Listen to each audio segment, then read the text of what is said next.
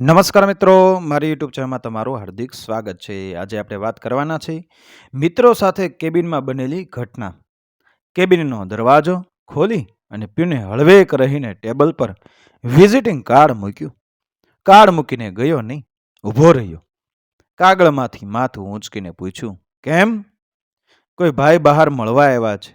કહે છે કે વિઝિટિંગ કાર્ડ ઉપર નજર ફેંકી Bhagirath Pandya, BA BCom chartered accountant એકદમ ખુરશી ઉપરથી ઊભો થઈ ગયો. પ્યુનને પૂછ્યું, ક્યાં છે? ક્યાં છે એ ભાઈ? બહાર સોફા ઉપર બેસાડ્યા છે. બોલાવો બોલાવો બોલાવો એમને. ભગીરથભાઈ આવ્યા. ઉષ્માથી ભેટ્યા. ખબર અંતર પૂછ્યા. ચા પીતા પીતા પૂછ્યું, ઘણા વર્ષે મળ્યા નહીં? હા, 7-8 વર્ષ થઈ ગયા. નોકરી છોડી દીધી? નોકરી છોડી દીધી? હા, 3 વર્ષ થઈ ગયા. પ્રેક્ટિસ શરૂ કરી દીધી. આજે કંપનીનું ઓડિટિંગ હતું એટલે અહીંયા આવ્યો છું. કામ પૂરું થયું કે મળતો જાઉં. થોડું શોપિંગ પણ કરવું છે એટલે સાથે નીકળીએ ગણતરીથી. અને ઘડિયાળમાં જોઈને કહ્યું, ઓફિસ સમય તો પૂરો થયો ને? શોપિંગ અને તે પણ ભગીરથ પંડ્યા જોડે? આ વિચારથી મનમાં થોડી ગભરામણ થવા લાગી. વર્ષો પહેલા પંડ્યાજી જોડે જ્યારે જ્યારે શોપિંગમાં ગયા છીએ ત્યારે દુકાનદાર જોડે જે ઝઘડા થયા છે એ અકળામણ ભર્યા અનુભવ યાદ આવ્યા વિના રહ્યા નહીં. ભગીરથભાઈને દુર્વાસા મુનિની પ્રકૃતિ વારસામાં મળી હતી. વાત વાતમાં ગુસ્સે થઈ જાય, કોઈનું સાંભળે નહીં. દુકાનદારને અમુક વસ્તુ બતાવવાની કહ્યું હોય અને બીજી વસ્તુ લાવે તો પણ એને ખખડાવી નાખે. આવી પ્રવૃત્તિવાળા પંડ્યા જોડે જ્યારે બજારમાં ગયો ત્યારે બહુ જ વિચિત્ર અનુભવ થયો. બહુ જ શાંતિથી એ ખરીદી કરતા હતા. ન ગુસ્સો, ન ઘાટાઘાટ કે ન બૂમ બરાડા. એમાંય એક દુકાને જ્યારે 10 મીટર લેંઘાનું કાપડ પસંદ કરી એ પંડ્યાજીએ પેકિંગ કરવાનો ઓર્ડર આપ્યો ત્યારે સેલ્સમેને ચાલાકી કરી કાઉન્ટરની નીચે રાખેલા સેકન્ડનો માલ પેક કરવા માંડ્યો. પંડ્યાએ ચાલાકી પકડી લીધી, પણ સેલ્સમેનને ખખડાવી નાખવાને બદલે પંડ્યાજીએ હસતા હસતા સેલ્સમેનને કહ્યું, દોસ્ત, તમારી સમજવામાં કંઈ ભૂલ થતી લાગે છે. મેં ટાંકામાંથી કાપડ પસંદ કર્યું છે, એમાંથી જ ફાડી આપો ને.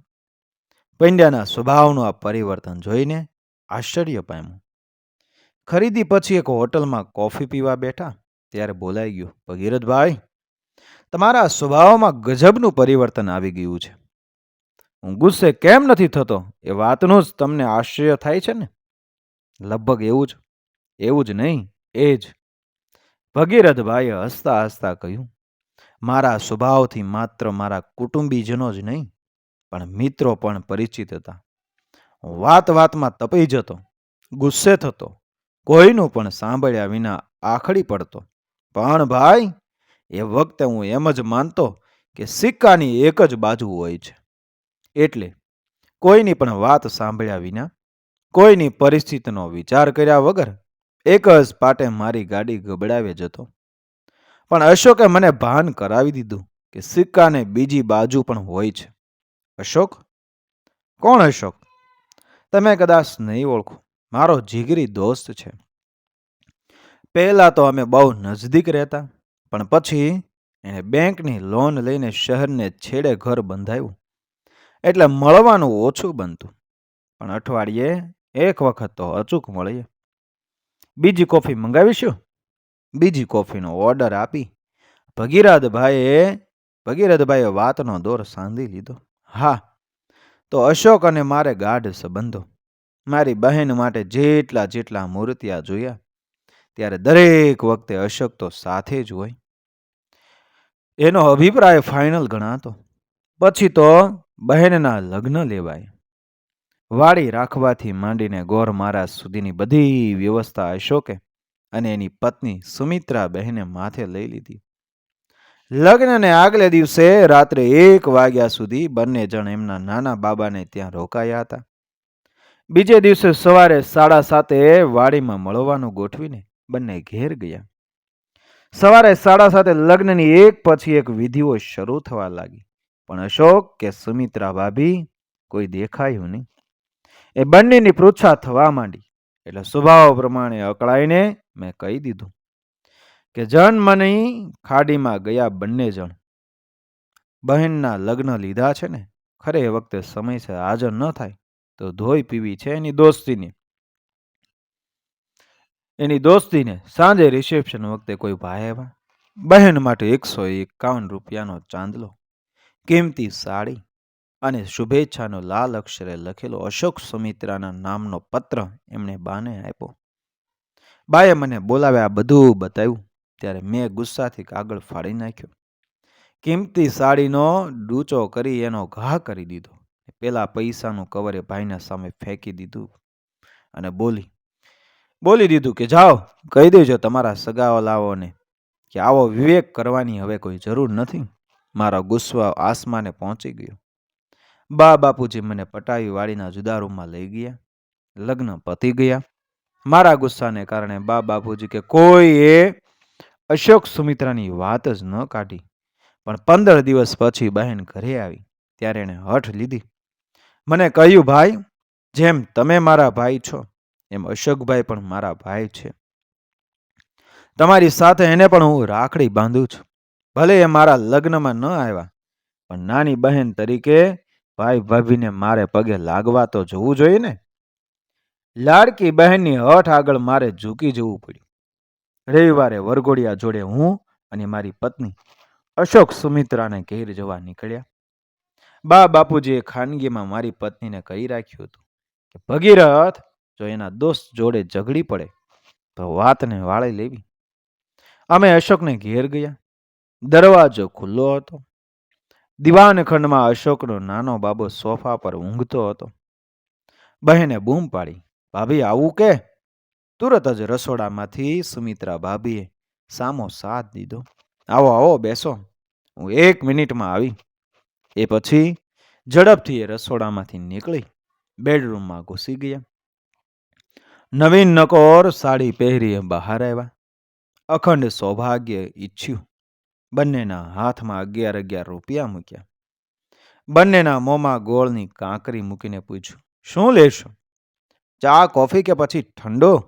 સુમિત્રા ભાભીનો વિવેક જોઈ હું મનમાં સમસમી ગયો. કહેવાની ઈચ્છા થઈ ગઈ કે ભાડમાં પડે ચા કોફી. બોલાવો અશોકને બેડરૂમમાંથી બહાર. ક્યાં સુધી મોઢું સંતાડીશ? પણ મારી જીભ સળવળે તે પહેલા મારી પત્નીએ કોણી મારી અને મને ચૂપ કરી દીધો. ભગીરથભાઈએ શ્વાસ લીધો. ઠંડીગાર થયેલી કોફીનો કડવો ઘૂંટડો ગળે ઉતારતા હળવા સાદે કહ્યું, આ સ્ત્રીઓમાં પણ કોણ જાણે ભગવાને ગજબની શક્તિ મૂકી છે ગિરીશભાઈ, કે હવે હવામાંથી વાતની ગંધ પકડી લે.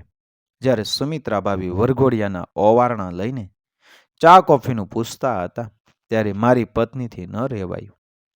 રસોડા તરફ સરકી રહેલા સુમિત્રા ભાભીનો હાથ પકડી એ બોલી ઉઠી, ભાભી શી વાત છે એ કહી દો. અમે આવ્યા ત્યારે રસોડામાંથી ઝડપભેર નીકળી તમે બેડરૂમમાં ગયા ત્યારે સફેદ સાડલો પહેર્યો હતો. પછી બેડરૂમમાં જઈ તમે અપશુકન ન થાય એટલા માટે નવું કપડું પહેરી અને બહાર નીકળ્યા. પ્લીઝ સાચી વાત કહી દો ગિરીશભાઈ, એ દ્રશ્ય આજે હું ભૂલ્યો નથી. સુમિત્રા ભાભી મારી પત્નીને વળગી ધ્રુસકે રડી પડ્યા. 15 દિવસ સુધી ગળામાં દબાયેલો ડૂમો બહાર નીકળી ગયો. વાત એમ હતી કે મારો પ્રિય દોસ્ત મારી બહેનના લગ્નના દિવસે જ વહેલી સવારે હાર્ટ એટેકથી મૃત્યુ પામ્યો હતો. વાડીમાં આવવા બંને જણ વહેલા ઉઠ્યા, પણ 6 વાગ્યે અશોકનું શરીર ઠંડુ પડવા લાગ્યું. ડોક્ટરને બોલાવવા મોકલ્યા, પણ એ આવે તે પહેલા અશોક સૌને છોડીને ચાલ્યો ગયો. અને એની પત્નીનું ડાપણ તો જુઓ. 15 દિવસ થયા પણ લગ્નવાળા ઘરને અશોકની છાયા ન નડે એ માટે કહેવરાયું પણ નહીં. બપોરે 4 વાગે ડાઘુઓ એ અશોકના 80 ફૂલ લઈને આવ્યા ત્યારે એણે એક ડાઘોને સાડી, ચાંદલો અને શુભેચ્છા લઈને મારી બહેનના રિસેપ્શનમાં મોકલ્યો. ગજબની વ્યવહાર કુશળતા હતી એ બાઈમાં. આવે વખતે હું હોત તો સિક્કાની બીજી બાજુ તે દિવસે જોઈ. મિત્રો, વિડીયો પસંદ આવ્યો મારી ચેનલને સબસ્ક્રાઈબ કરો, ફોલો કરો, શેર કરો. મળીએ આવી જ ઘટનાને પ્રેરણાદાયક વાર્તાઓ સાથે આગળના વિડીયોમાં. જય શ્રી કૃષ્ણ. રાધે રાધે.